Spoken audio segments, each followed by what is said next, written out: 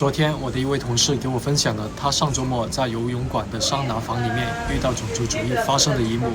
事情的经过是这样的：当时在桑拿房里面，包括他一位亚洲人，至少2位毛利人，超过10位新西兰白人，也就是我们平常说的 Kiwi，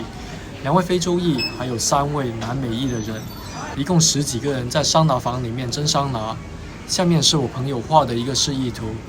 桑拿房里面的座位呢，像是台阶一样。2层台阶靠墙坐，橙色是南美裔们他们坐的位置，红色是我们接下来要说的白人所坐的位置，蓝色的位置是我的朋友坐的位置。这3位南美裔人呢，当时在用他们的语言，用正常的音量在聊天。我的朋友只会中文和英语，所以没有办法去判断他们具体使用的语言。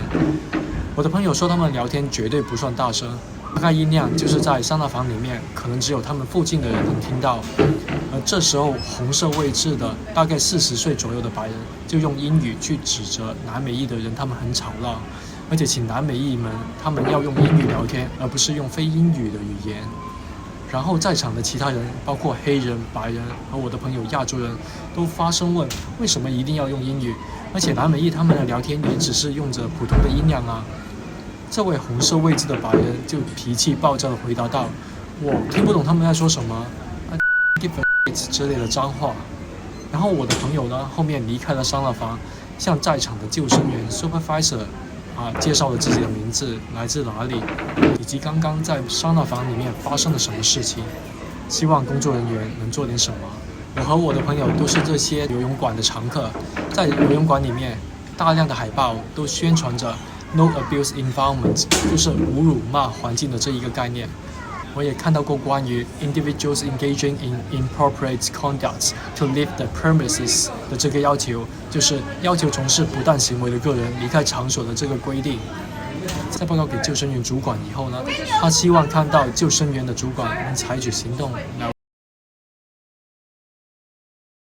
这3位南美裔人呢，当时在用他们的语言，用正常的音量在聊天。这时候，红色位置的大概40岁左右的白人就用英语去指责南美裔的人，他们很吵闹，而且请南美裔们他们要用英语聊天。然后在场的其他人，包括黑人、白人和我的朋友亚洲人，都发声问为什么一定要用英语。报告给救生员主管以后呢，他希望看到救生员的主管能采取行动来维护游泳馆里面无辱骂环境规则和处理种族主义的情况。很可惜，在他离开游泳馆之前，他没有看到任何工作人员采取过任何行动。我的这位朋友今天还会去这个游泳馆去问工作人员后面是怎么处理的，以去游泳馆处理这类事情的态度。他向救生员的主管提供了自己的姓名还有背景信息，希望引起重视，类似于实名举报。他后续与游泳馆的跟进呢，我后面会再跟大家报告一下。接下来我想说说我对这件事情的看法。首先，我本人原本是一个典型的 I 人，如果不是来到这种外向型的社会生活，恐怕我还可能像以前一样各种的社恐。所以 I 人的我从来没有想过要做什么反种族主义、反歧视的战士。但是我这次选择站出来告诉大家这件事情，提高大家对种族主义的理解和认知，这样才有可能将来这些事情如果发生在我们身上的时候，我们要知道能够大声地说 no。 如果所有的人都选择沉默，那么种族主义他们就会变得更加肆无忌惮。我们真的愿意让自己和我们的下一代生活在这样一个被歧视和辱骂的环境中吗？如果1个人、10个人、100个人遇到这种情况，